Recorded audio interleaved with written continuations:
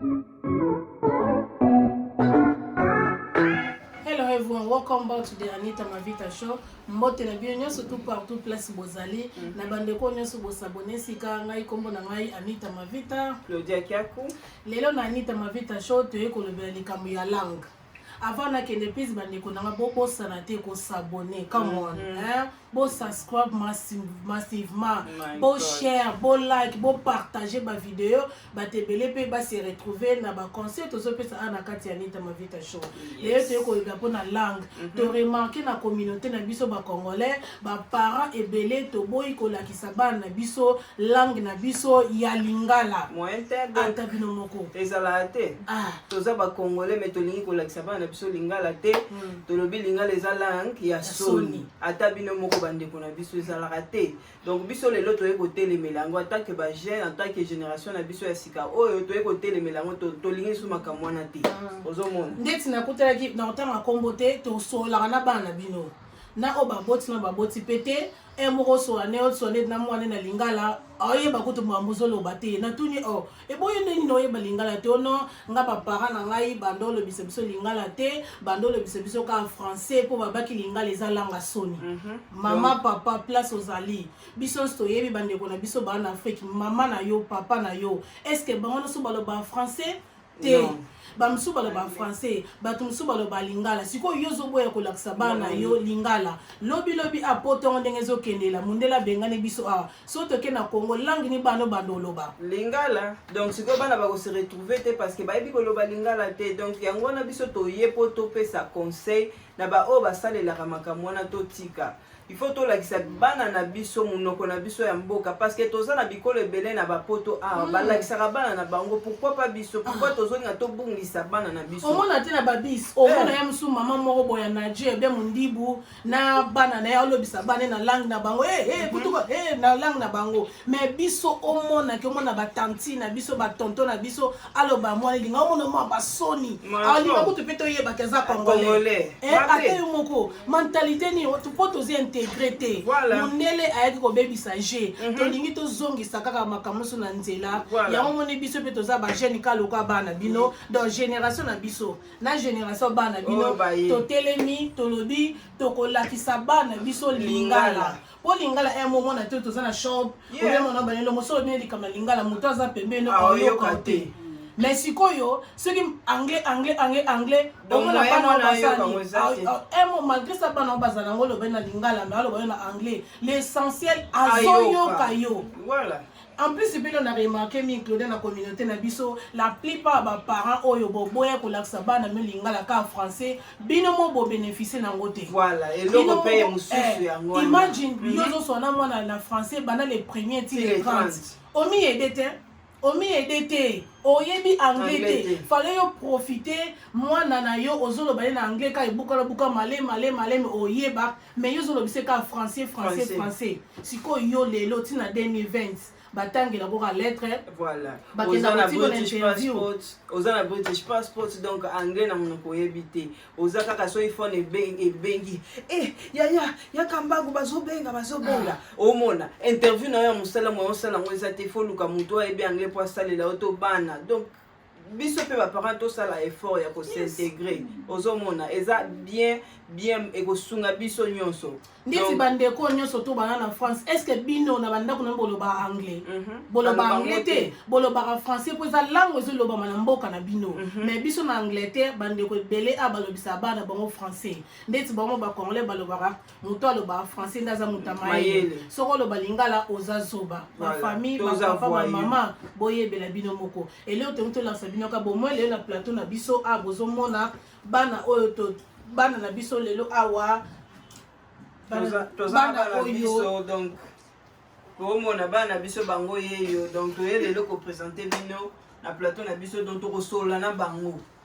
pour comprendre que biso to sala quand même effort wana ya ko sala ki bana ba yoka ka lingala et puis ba comprendre ka makam tozolo bana bango même que ba ko répondre biso na anglais mais elingi koloba te ke bayebi yango te bayokaka nyonso na ba oya mike bozomona oyebi ke tokosateli omoko balasaka ke bayokaka ta lingala nakoki omeka bango donc nakoki obana na grace ke ezwelanga mai bozomona Grace ye wana akokende kozwelanga mai donc eza essaye bomona mpenza ke biso génération toesika toosala effort parce que tolingi bana na biso babunga te bana ba Nigérien balobaka langue na bango ba Ghanéen balobaka langue na bango moni Grace yeyo azongi botala mwana oyo aye na nini amai Grace o babenga ngo nini omoni aye na mai auti kozwa mai voilà totindie na lingala totindie na anglais te auti kozwa mai Mointe, merci Grace, Grace.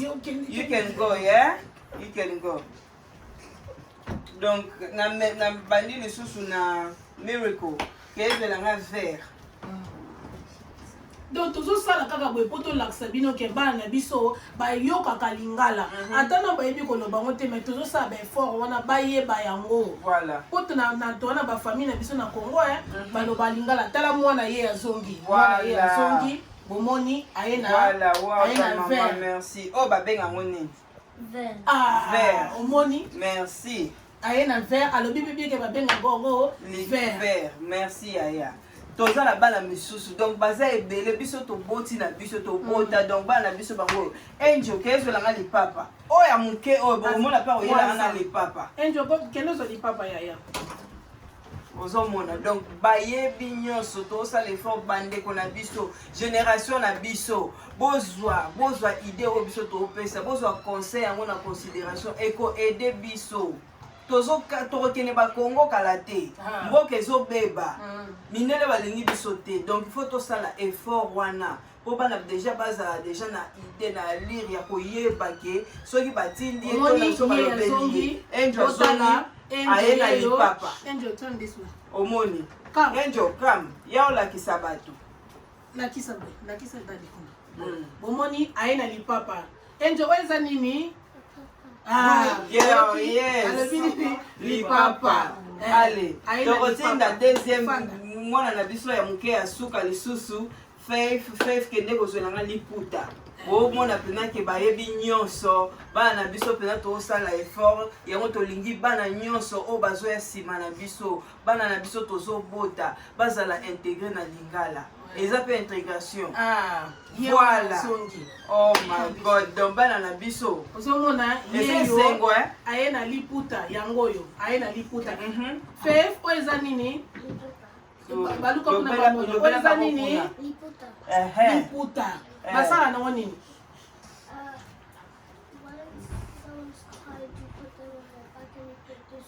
you see malgré look at them bana kuna lebisa bango kuna eza basala nini when someone's tired you put them on your back and then you put it around you and then you tie out and then they can sleep on you omoni alobi nini soki mutu aza ya kolemba ozi mutu tye na mukongo apukangi yango malgré kokoloba lingala te mais ça va quand même ayebi eloko ni basala nango na liputa bozomona effort biso tozosala effort biso tozosala yango oyo sikoyo na baya na biso oyo mikolo tokotuna bango mpe ata mwa question moko ya moke tota mpe ndenge nini barépondre oyo awa tozali epa yaya mobali mbote na yo yaya malamu kombo na eza nani oza na age nini aza na 14 ans sikoyo oza na classe nini na minute oyo aza na ye 9 and then nazokende na ye 10 omoni adébrouiller quand même alobi aza na kombo na ye apesi alobi aza na ye 9 azokende na ye 10 omoni yaya mobali yeyo donc otali bango kuna alobi quand même oyo akokai koloba na lingala sikoyo tokobaluka boye toza na yaya mwasi lisusu awa donc yaya mwasi nga na otuna ye bonjour mbote yaya oza bien kombo nona osala ani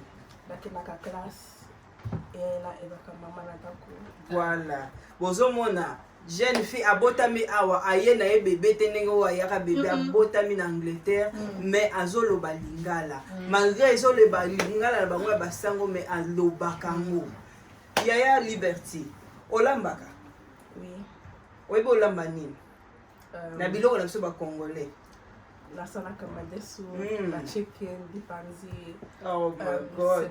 Olamba yango mpena bien. ye lamba mpe Na semoule. si Wow, naoke na sepeli. merci Na sepeli vraiment na yo. siko yoza age nini na minute 17 ans nakokokisa 18 ans na octobre Wow. ozomona bozomona effort tozosala Maman. bozomona effort tozosala na Papa. communauté Hey, tozo work hard Hard, tozotravaille hard. dire mpo na bana na biso voilà. ok Toke na prochaine.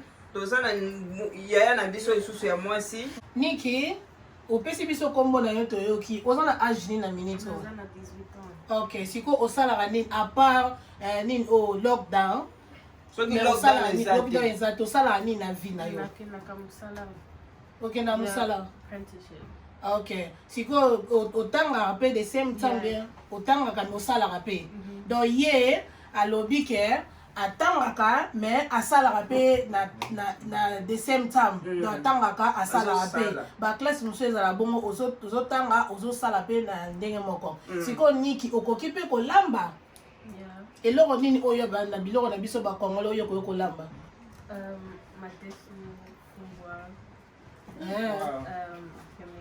lipanzi ok sikoyo niki so mama atiki yo na ndako alobi ke lelo pene niki nga na kosala eloko moko te yo olamba oki mpe baleki na yo okoki osala yango just tell me leo bela ata moke kaka oyo oza na oyo edeke okoki kosala na ndako